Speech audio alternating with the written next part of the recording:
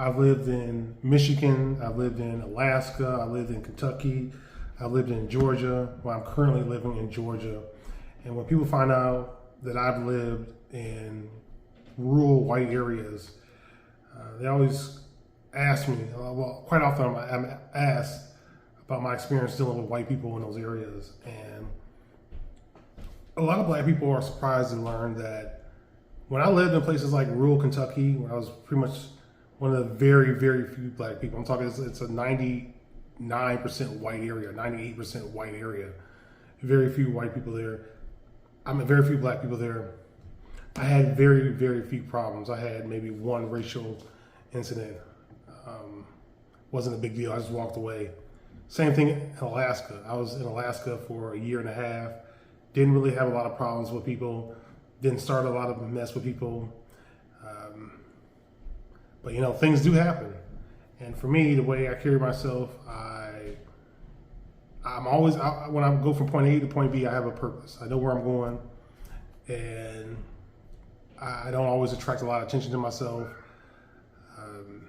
Respectful, usually armed, and you know, I just don't get into a lot of mess with people. But yeah, I was in rural Kentucky, southeastern Kentucky for almost 10 years in a very, very rural area. With very few black people. Same thing in Alaska. I was in Ketchikan, Alaska. And Ketchikan, Alaska, by the way, is a beautiful location, wonderful community, a lot of culture for such a small town.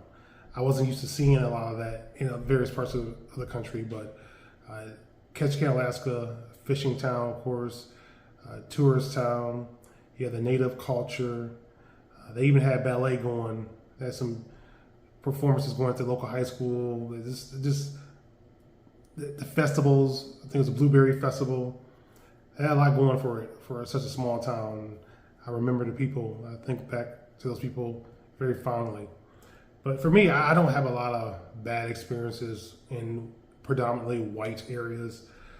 Michigan, I was living in Flint, Michigan. A lot of blacks, a lot of whites, urban area, definitely a different environment, definitely much more violent. But even there, I was able to avoid, for the most part, I only had like one, I was there for most of my life. I only had like one racial incident, but I usually don't have a lot of conflicts in that area. But I did have situations where I dealt with people of my own race, so to speak, getting aggressive and violent. I mean, it wasn't too bad. I was still very good at situational awareness. But it's the biggest challenge about being black, at least with a black man in America, isn't really racism from white people or systemic racism. We no longer live in Jim Crow. I do know that obviously racism is always going to exist. Human beings are tribal, but with a B. And for me, the biggest challenge is within the black population. I'm very frustrated with the culture of violence, the breakdown of the family, the breakdown of the nuclear family, lack of fathers in the home, leading to a lot of dysfunction among a lot of our young males. I'm really frustrated with this crab in a bucket mentality. So many black people want to tear away other black people. They see a black person getting successful, making it, and there seems to be this urge by some black people, not all, but to tear that successful black person down. And then you have just the culture overall. Really frustrated with the lack of change, the lack of potential for change for the good. You can't really criticize anything in the population. Like, everything is blamed on white racism, and as a result, there's not enough movement towards actually improving the community. You know, you can't talk about the lack of intact homes without people being offended. And if they blame everything on white racism, the potential to really solve problems are sort of limited, because a lot of problems are caused within. And if people don't even want to face that, if people want to criticize anybody who brings up a problem, they want to attack the messenger, then how do you really get anything fixed? How do you get anything improve? How do you improve your society, your community? So those are my thoughts on living as a black man in America. Just I haven't been everywhere, obviously. I haven't lived everywhere. I've only lived in a handful of areas: urban Michigan, rural Alaska, rural Kentucky, and right now suburban Georgia. I mean, technically, I think this is the Atlanta metropolitan area, but I don't actually live in Atlanta. So I hear some people talk about how certain there's a lot more racism in certain parts of the South. Maybe I'm just oblivious to this, or maybe because of my worldview and the way I view things as far as politics. And also the fact that I keep people at that arm's length. I don't really socialize with people on a deeper level to really pick up on a lot of that stuff. Maybe that's part of it. But for me, I'm all about, hey, I got to get to point B. I'm all about business. I'm not sticking around to really socialize or anything. But anyway, that's been my experience. Obviously, there's a lot of violence in the black community.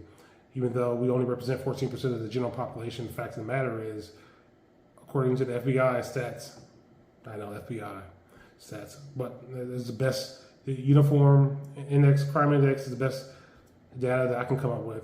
Anyway, according to that, a majority of the people arrested for murder in America were black, over 50%, even though we only represent 14% of the general population.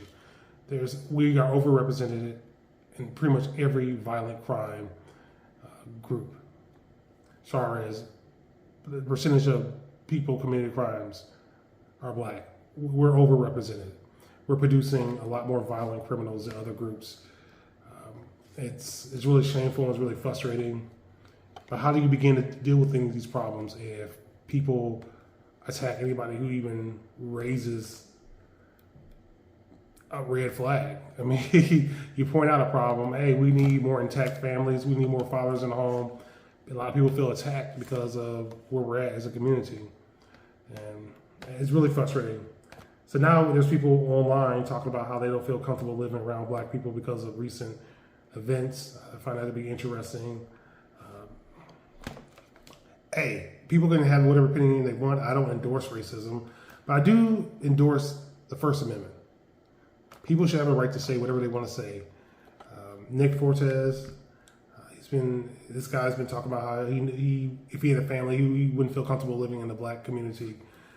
And, I don't have a problem with people sharing their opinion. Even if I don't agree with their opinion, even if I think it's racist, even if I don't agree with it, I defend people's right to share their opinions. I want a society where people can speak freely, and I carry that philosophy throughout my life. I mean, even at work, my supervisors, people above me, they have criticism. I use that. I listen and ask myself, okay, are they right, and what can I do to correct this? People who I supervise, if they don't like an idea that I have, they think they have a better idea, hey, I want to hear it. Even if you have criticisms for me, hey, speak your mind. That's how I feel. And it's important to have that dialogue, at least with me. So anyway, I wonder how many people feel the same way that Nick feels about black people right now. They don't feel comfortable being in black communities. I mean, I defend his right to say whatever he wants to say. So I wonder how many people is he really speaking for?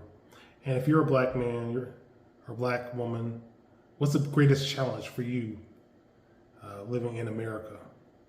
And if you're not, what do you think is the greatest challenge for you living in America? Because one of the things we got to realize is that it's not everything's all about race. That's another thing. That's another thing that sort of drives me crazy about our population. We're too often too focused on race. We use it as an excuse to not take action and make the corrections that we need to make. Also, criticism, just in general, just because somebody has a critique doesn't mean that they are racist. I mean, they might be pointing out some problems, and that's okay, So, as long as you're willing to also listen to some critiques as well. So, just my thought. Thanks for watching. Thanks for listening. Don't forget the future belongs to those who prepare for it today.